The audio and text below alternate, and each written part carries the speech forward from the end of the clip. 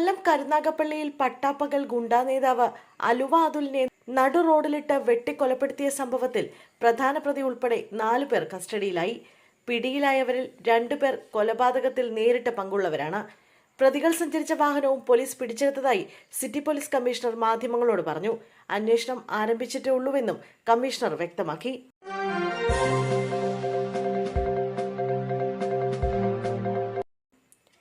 നിയമസഭാ തെരഞ്ഞെടുപ്പിൽ മത്സരിക്കാനില്ലെന്ന് KP Mohanan MLA. 5 നിയമസഭാ തെരഞ്ഞെടുപ്പുകളിൽ മത്സരിച്ചു കഴിഞ്ഞു. 4 തവണ വിജയിച്ചു.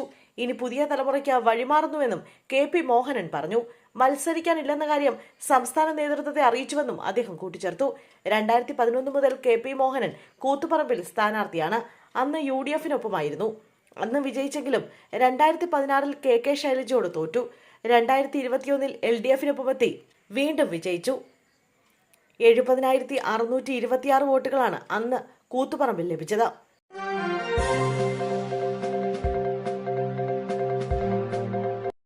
T20 ലോക കിരീടം നേടിയ ഇന്ത്യൻ ടീം അംഗവും ടൂർണമെന്റിലെ മികച്ച താരവുമായ സഞ്ജു സാംസണെ സംസ്ഥാന സർക്കാർ ആദരിക്കുന്നു. തിരുവനന്തപുരം സെൻട്രൽ സ്റ്റേഡിയത്തിൽ മാർച്ച് 16-ന് തിങ്കളാഴ്ച വൈകിട്ട് 4-നാണ് ചടങ്ങ്. മുഖ്യമന്ത്രി പിണറായി വിജയൻ ഉദ്ഘാടനം ചെയ്യും. കായിക മന്ത്രി V. അബ്ദുറഹ്മാൻ അധ്യക്ഷനാകും. മന്ത്രിമാർ, ചീഫ് സെക്രട്ടറി തുടങ്ങിയവർ പങ്കെടുക്കും. 2020 ലോകകപ്പിന്റെ ഫൈനൽ ഉൾപ്പെടെ സഞ്ജുവിന്റെ തുടർച്ചയായ ബാറ്റിംഗ് മികവാണ് കിരീടം നേടാൻ സഹായിച്ചത്. ഇടക്കാലത്ത് മോശം ഫോമിലായിരുന്ന മലയാളി താരത്തിന്റെ ശക്തമായ തിരിച്ചുവരവ് കൂടിയായിരുന്നു ലോകകപ്പ്. സഞ്ജുവിനുള്ള സ്വീകരണം ഗംഭീരമാക്കാൻ വിപുലമായ ക്രമീകരണങ്ങളാണ് കായിക വകുപ്പിന്റെ നേതൃത്വത്തിൽ ഏർപ്പെടുത്തുന്നത്.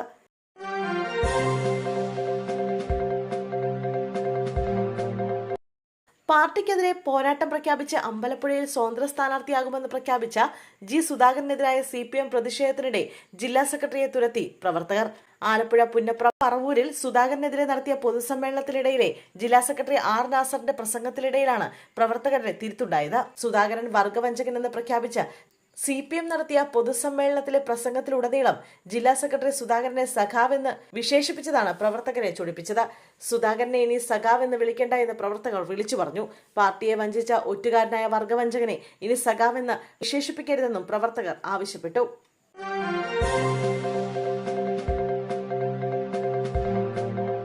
സംസ്ഥാനത്ത് കൊടും ചൂടിന് ആശ്വാസമായി മഴയെത്തുന്നു. കേരളത്തിൽ മാർച്ച് 16 മുതൽ വിവിധയിടങ്ങളിൽ വേനൽ മഴ ലഭിക്കും. ഉച്ചയ്ക്ക് ശേഷം പുലർച്ചെ വരെയുള്ള സമയങ്ങളിലാണ് മഴ ലഭിക്കുക. ചിലയിടങ്ങളിൽ ശക്തമായ കാറ്റിനും സാധ്യതയുണ്ട്. അടുത്ത 3 മണിക്കൂറിൽ കേരളത്തിലെ പത്തനംതിട്ട, കോട്ടയം, ഇടുക്കി, എറണാകുളം, തൃശൂർ, പാലക്കാട്, കോഴിക്കോട് ജില്ലകളിൽ ഒറ്റപ്പെട്ട ഇടങ്ങളിൽ ഇടിമിന്നലോട് കൂടിയ നേരിയ ഇടത്തരം മഴയ്ക്കും മണിക്കൂറിൽ 40 കിലോമീറ്റർ വരെ വേഗതയിൽ ശക്തമായ കാറ്റിനും സാധ്യതയുണ്ടെന്ന് കേന്ദ്ര കാലാവസ്ഥാ വകുപ്പ് അറിയിച്ചിട്ടുണ്ട്.